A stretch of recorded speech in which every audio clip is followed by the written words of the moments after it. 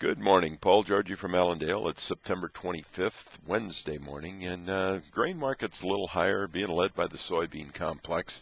It appears like short covering, some fund buying might be stepping into the soybeans here, providing some support. As harvest moves along, weather has been good for harvest throughout much of the Corn Belt the last few days and should continue that way for a few more days.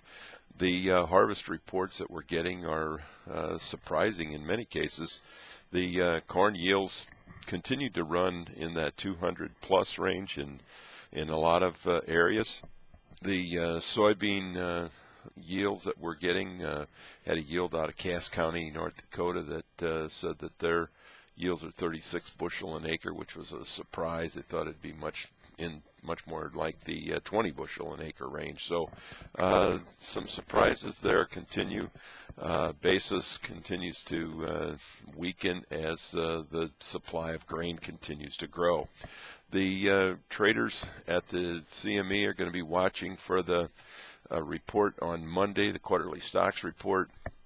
Trade averages now for corn stocks on September 1 are 681, beans 124, and wheat at 1.913 billion bushel. The other news is the wheat market. I think that's where some of the excitement is coming from also right now. We've got the technical aspect of the wheat. They closed above the 50-day moving average yesterday, getting some follow through here this morning.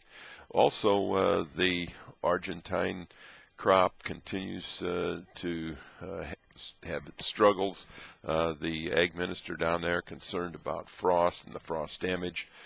We also have China looking for some wheat around the world, not necessarily from the U.S., but Canada and other sources.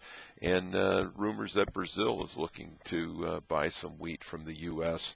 as their wheat crop struggles with the large amount of rains that they've had in those wheat growing areas. So the wheat giving some life here to the complex, where we're seeing some pressure from harvest in both corn and soybeans. In the livestock trade, hog futures continue to work higher. We're seeing some strength here overnight again, buying the nearby hogs, selling the deferreds. We do have a hogs and pigs report out on Friday afternoon at 2 o'clock.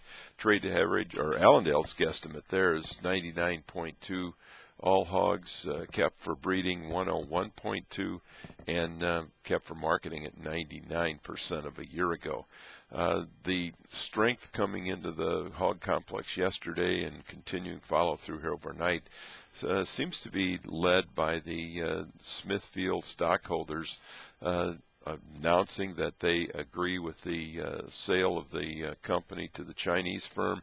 That has prompted a lot of buying and caused some technical buying and also some short liquidation in these nearby hog contracts.